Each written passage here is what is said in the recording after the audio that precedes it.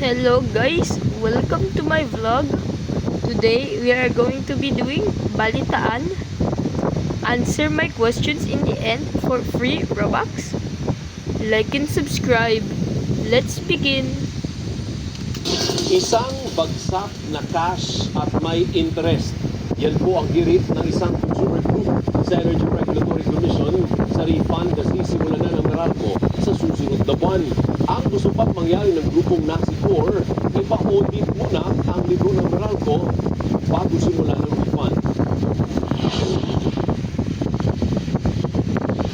Excited na si John Francis sa refund ng Meralco sa susunod na billing cycle. May sarili siyang sub-meter dahil nangungupahan lang pero malaking bagay umano ang balikbayad na tatagal ng 3 taon. Halos 20 billion pesos ang pinababalik sa Meralco dahil sa sobrang nasingil sa mga consumer mula July 2022 hanggang December 2024. Natuwa ako dahil ang ginagawa ng Meralco ngayon, di bababa yung bill tapos may refund. Sabi ko, happy din talaga. Sabi ko, tama din ginawa ng Meralco.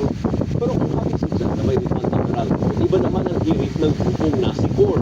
Dapat isang bagsak na cash plus interest ang refund at dapat isa ilalim ng Energy Regulatory Commission sa isang audit ang libro ng Meralco.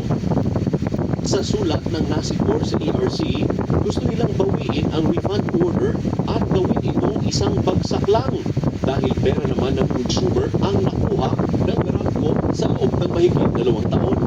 Dahil may sobrang paniningil, ang nagmamayari nito ay hindi Meralco, kung hindi ang mga consumers. Kung consumers ang nagmamayari nito, at totoo naman tayo ang may-ari niyan dahil sobrang paniningil, dapat ang consumers ang nasusunod. Ang consumers ang nagdidikta kung paano ibabalik yan sa isang paraan na talagang siya ay magbibenepisyo. Dahil hawak pa ng Meralco ang pera, dapat din manong busisiin ang financial books ng kumpanya.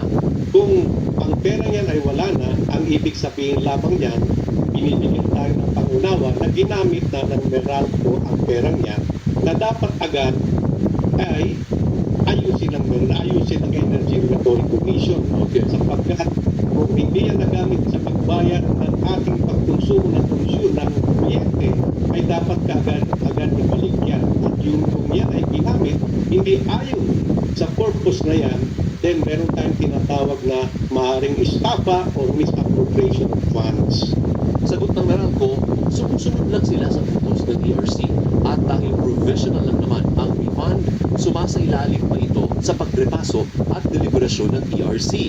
Para kay ERC Chairperson Mona Lisa Di Mananta, malabo na ang cash at one-time big-time na refund dahil mas pabor umano sa mga consumer ang utay-utay pero hindi naman sana 3 taon. Hindi ba ito tapos yung boxing dun sa interest? Kasi nga, bakit naman dun sa final decision?